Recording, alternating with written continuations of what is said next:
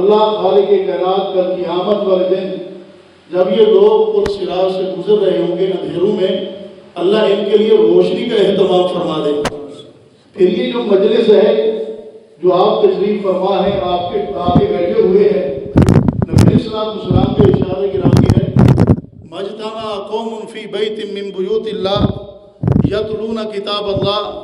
ویتدارسونہ بینہم۔ فرمایا جب کچھ لوگ اللہ کے گھروں میں سے کسی گھر میں اکٹھے ہو کر کے اللہ کا ذکر کرتے ہیں، ایک دوسرے کو سنتے سناتے ہیں، فرمایا الا حفتہم الملائکہ، اللہ خالق کائنات کے فرشتے اس مجلس کو گھیر لیتے ہیں، وغشیتہم الرحمہ، اللہ خالق کائنات کی رحمت اس کو ڈھانپ لیتی ہے، وذکرہم اللہ فی من عندہ ونزلت علیہم السکینہ، اللہ کی طرف سے سکینت اور اطمینان اس پہ نازل ہوتا ہے، اور اللہ مالا الاعلیٰ میں اپنے ان بندوں کا تذکرہ فرماتے ہیں۔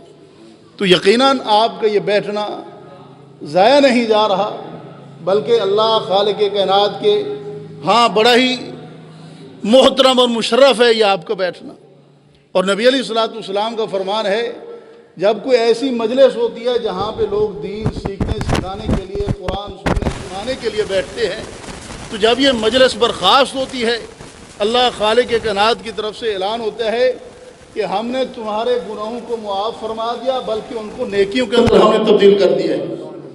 اور آپ وسلم نے فرمایا کہ ایسی مجالس میں بیٹھنے والے لوگ، خالق کائنات کی طرف سے اعلان ہوتا ہے کہ میرے فرشتوں گواہ بن جاؤ، قد غفرت لکم، میں نے ان سب کو معاف کر دیا ہے، ان کی بخشش کر دی ہے۔ فرشتے کہتے ہیں اللہ اس میں کوئی ایسا انسان بھی تھا جو کسی کام کاج کے لیے آیا ہوا تھا، اللہ فرماتے ہیں فرشتوں تم گواہ بن جاؤ، یہ ایسی مقدس مجلس ہے، اس کے ساتھ بیٹھنے والے کو بھی میں نے معاف کر دیا ہے۔ تو آپ اللہ کے گھر میں بیٹھے ہیں، پروگرام سن رہے ہیں، فرشتے آپ کے لیے پروٹوکول دے رہے ہیں، اور پھر آپ نماز کے انتظار میں تشریف فرما ہیں، اللہ کی طرف سے فرشتے تب بھی آپ کے لیے دعائیں کرتے ہیں، اللہم اغفر لہ، اللہم ارحمہ، اللہم تب علیہ، اللہ یہ تیرے بندے بیٹھے ہوئے ہیں، اللہ ان پر رحمتوں کا نزول فرما دے، اللہ ان کے گناہوں کو معاف فرما دے، اللہ ان کی توبہ کو قبول فرما دے۔ آپ معزز لوگ ہیں کہ آپ کے لیے اللہ کی نوری مخلوق دعائیں کر رہی ہے، اللہ کے گھر کے ساتھ تعلق، رب کے گھروں کو آباد، پھر یہ دین کی مجالس۔ سیدنا قبیصہ بن مخارق رضی اللہ تعالیٰ عنہ بزرگ انسان ہے، نبی علیہ السلام کے پاس آیا، اللہ کے نبی مجھے کوئی ایسا عمل بتلائیے جس کے کرنے کی وجہ سے مجھے نفع ملے اور جنت کے اندر پہنچ جاؤں۔ امام الانبیاء علیہ السلام نے اس کو خوش آمدید کہا، مرحبا بطالب العلم، خوش آمدید کہا آپ نے، اور ساتھ ساتھ آپ نے فرمایا ما مررت بحجر ولا شجر ولا مدر الا استغفر لک، فرمایا قبیصہ تو دین سیکھنے کے لیے جب گھر سے نکلا میری طرف آ رہا تھا، فرمایا پتھر بھی آپ کے لیے بخشش کی دعائیں کر رہے تھے، اور درخت بھی آپ کے لیے بخشش کی دعائیں کر رہے تھے، کچا پکا مکان کوئی بھی تھا، آپ کی بخشش کے لیے وہ ساری چیزیں دعائیں کر رہے تھے۔ تو یہ دین کا راستہ اتنا زبردست راستہ ہے۔ امام الانبیاء علیہ السلام نے فرمایا من سلک طریقا یلتمس فیہ علما سہل اللہ بہ طریقا الی الجنہ،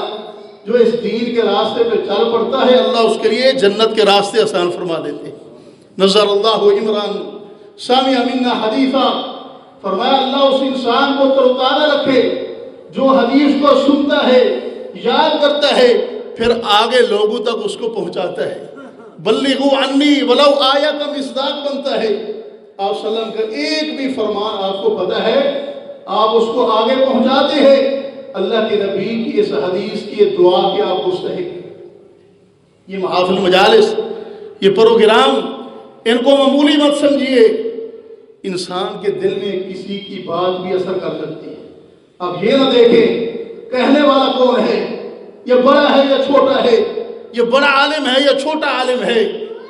آپ دیکھیں یہ کہ وہ کہہ کیا رہا ہے، یا تو وہ قال اللہ کہہ رہا ہے یا وقال رسول کہہ رہا ہے، یا اللہ کی بات آپ کو سنا رہا ہے، یا نبی علیہ السلام کا فرمان آپ کو سنا رہا ہے۔ الحمدللہ ہم نے بھی اسی حوالے سے آنے والی یعنی مستقبل کے ہمارے جو چراغ ہیں، ہمارے نوجوان ہیں، ان کے ساتھ ہمارا یہی انداز ہے کہ ان کو قرآن و سنت سے وابستہ رکھیں، ان کو قرآن پڑھیں، ان کو حدیث پڑھائیں، تاکہ یہ ہماری اولادیں ہمارے لیے صدقہ جاریہ بن جائیں، تاکہ ہمارے لیے فرشتے دعائیں کریں، ہمارے لیے تمام مخلوقات دعائیں کریں، ہم خود دین سیکھنے والے، اپنی اولادوں کو سکھانے والے۔ انسان مر جاتا ہے، مرنے کے بعد اس کو نیک صالح اولاد ہو تو یہ اس کے لیے صدقہ جاری ہوتی ہے، ثواب پہنچتا رہتا ہے۔ آپ نے اولاد کی تربیت اچھی کی، نیک صالح دیندار بنایا، وہ نماز پڑھے گا آپ کے کھاتے میں ثواب پہنچے گا، وہ قرآن پڑھے گا آپ کے کھاتے میں ثواب پہنچے گا، وہ استغفار کرے گا اللہ آپ کے درجات بلند فرما دے گا۔ شیخ صاحب تشریف لائیں۔